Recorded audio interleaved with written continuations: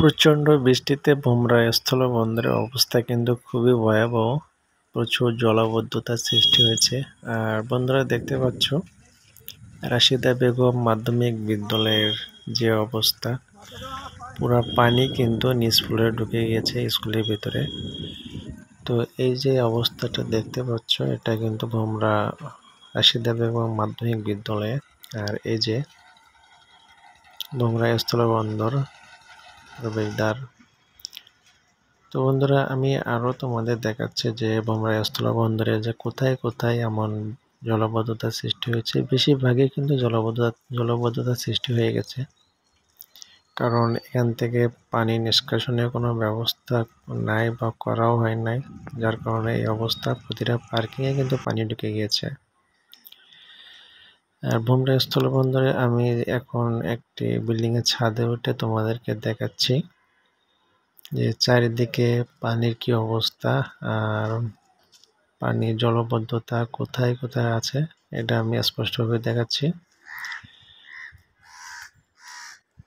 যে দেখতে পাচ্ছ দূরে কিন্তু যে পানিগুলো দেখা যাচ্ছে, এটা কিন্তু ভোমরা স্থলবন্দরের দক্ষিণ সাইড।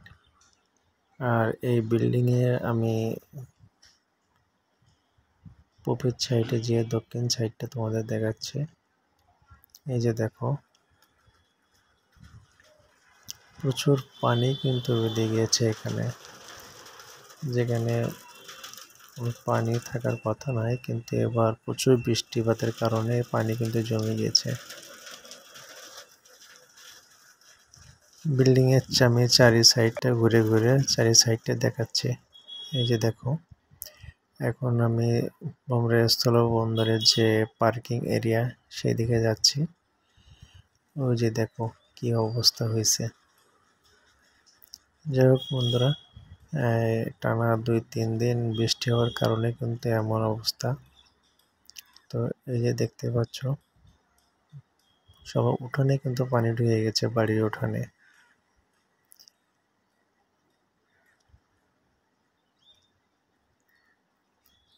আর ওই যে দূরে দেখতে পাচ্ছ, ওটা কিন্তু ভোমরা স্থলবন্দরে পার্কিং। ওই পার্কিং এর ভিতরে কিন্তু খুব একটা পানি নাই, তারপরেও কিন্তু অনেক আশঙ্কা আছে পানি ওঠার।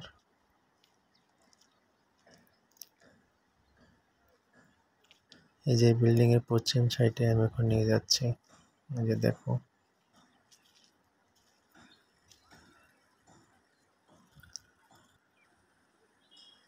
এই যে দেখো পার্কিং এর ভিতরে অবস্থা। গাড়ি কিন্তু অনেক কমই আছে, যেহেতু বৃষ্টির কারণে গাড়ি অনেক ঢুকতে পারে নাই। আর এই যে দেখো পুরো একদম ফাঁকা পড়ে আছে, কেননা এখন প্রচুর বৃষ্টি।